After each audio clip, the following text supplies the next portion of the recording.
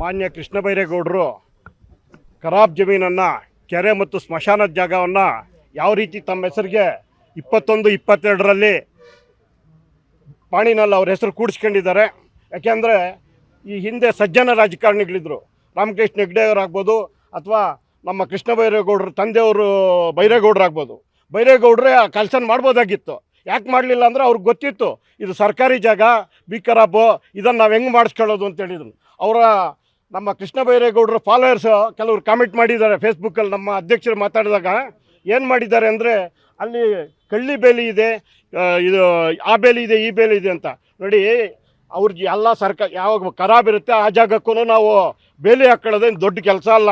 ಬೇಲಿ ಅದಷ್ಟಕ್ಕದೇ ಬೆಳೀತಾ ಇರ್ತೈತೆ, ಅದನ್ನು ಇವರು ಆಧಾರ ಇಟ್ಕೊಳ್ಳೋಕ್ಕಾಗೋದಿಲ್ಲ.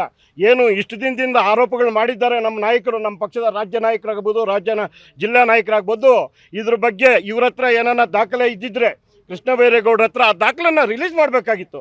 ಯಾಕೆ ಇದುವರೆಗೂ ಅವ್ರು ರಿಲೀಸ್ ಮಾಡಲಿಲ್ಲ? ನಮ್ಮ ನೂತನವಾಗಿ ಪ್ರಾರಂಭವಾಗಿರುವ ಶ್ರೀವೇಣು ಟಿವಿಎಸ್ ಶೋರೂಮ್ನಲ್ಲಿ ಟಿವಿಎಸ್ ಕಂಪನಿಯ ಎಲ್ಲಾ ರೀತಿಯ ಪೆಟ್ರೋಲ್ ಮತ್ತು ವಿದ್ಯುತ್ ಚಾಲಿತ ಬೈಕ್ಗಳಿಗಾಗಿ ಎಂದೇ ಭೇಟಿ ನೀಡಿ. ವಿಳಾಸ ಬೈಪಾಸ್ ರಸ್ತೆ, ಮಾರುತಿ ನೆಕ್ಸಾ ಕಾರ್ ಶೋರೂಮ್ ಪಕ್ಕ, ಕೋಲಾರ. ಹೆಚ್ಚಿನ ಮಾಹಿತಿಗಾಗಿ ಸಂಪರ್ಕಿಸಿ 9986833899 ಅಥವಾ 9986933299. ಇರೋ ದಾಖಲೆನ ಇವತ್ತು ನಾವು ಲೋಕಾಯುಕ್ತರಿಗೆ ಕೊಟ್ಟಿದ್ದೀವಿ. ಇದ್ರ ಮೇಲೆ FIR ಆಗಬೇಕು, ಕ್ರಮ ತಗೋಬೇಕು, ಇದ್ರ ಬಗ್ಗೆ ಎನ್ಕ್ವೈರಿ ಮಾಡಬೇಕು ಅಂತ ಹೇಳಿದ್ದೀವಿ. ಏನು ಕೃಷ್ಣ ಬೈರೇಗೌಡರಿಗೆ ಏನನ್ನ ನೈತಿಕತೆ ಇದ್ದರೆ, ನೈತಿಕ ರಾಜಕಾರಣಿ ಅವರಾಗಿದ್ದರೆ, ಯಾಕೆಂದರೆ ಅವ್ರ ತಂದೆಯವರು ಒಳ್ಳೆ ರಾಜಕಾರಣಿ, ಅಂಥವ್ರ ಮಗ ಆಗಿದ್ಕೊಂಡು ಇವರು ಈ ರೀತಿ ನಡ್ಕೊತಾರೆ ಅಂದರೆ ಇಂಥ ಹೇಸಿಗೆ ಕೆಲಸನ ಇನ್ನೊಂದಿಲ್ಲ. ಯಾಕೆಂದರೆ ಅವ್ರು ಈಗಾಗಲೇ ಆರೋಪ ಬಂದ ತಕ್ಷಣ ರಾಜೀನಾಮೆ ಕೊಡಬೇಕಾಗಿತ್ತು.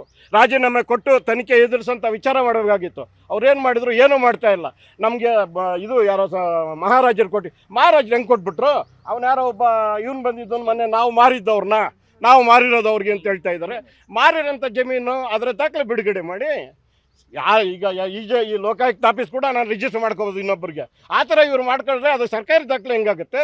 ಯಾಕೆ ಅವ್ರು ರಿಲೀಸ್ ಮಾಡ್ತಾ ಇಲ್ಲ? ಅವ್ರ ಹತ್ರ ಅವ್ರದ್ದೇ ಜಮೀನಾಗಿದ್ದರೆ ಅವ್ರ ದಾಖಲೆ ರಿಲೀಸ್ ಮಾಡಲಿ, ಯಾಕೆ ರಿಲೀಸ್ ಮಾಡ್ತಾ ಇಲ್ಲ? ಅದಕ್ಕೋಸ್ಕರ ನಾವು ಅವ್ರು ಏನು ಹೇಳ್ತಾ ಇದ್ದಾರೆ, ನಾನು ಕ್ಲೀನ್ ಚಿಟ್ಟು, ನಾನು ಇದು ಅಂತೇಳಿ ಕೃಷ್ಣ ಬೈರೇಗೌಡರು ಏನು ಹೇಳ್ತಾ ಇದ್ದಾರೆ, ನಿಮ್ಮ ಹತ್ರ ಇರೋ ದಾಖಲೆ ಇಲ್ಲ, ನಾವು ಲೋಕಾಯುಕ್ತರಿಗೆ ನಿಮ್ಮ ಮೇಲೆ ಕಂಪ್ಲೇಂಟ್ ಕೊಟ್ಟಿದ್ದೀವಿ, FIR ಹಾಕಿಸ್ತೀವಿ, ನಿಮ್ಮ ಹತ್ರ ಇರೋಂಥ ದಾಖಲೆಗಳನ್ನ ಇಲ್ಲಿ ತಗೊಂಬಂದು ಕೊಡಿ. ಆವಾಗ ನಾವು ಸುಮ್ಮನಿರೋಕ್ಕಾಗುತ್ತೆ. ಸುಮ್ಮನೆ ನಮ್ಮ ಹತ್ರ ದಾಖಲೆ ಇದೆ, ಇದೆ ಅಂತೇಳಿ ಬೆದರ್ಸೋಂಥ ವಿಚಾರ ಮಾಡಬೇಡಿ.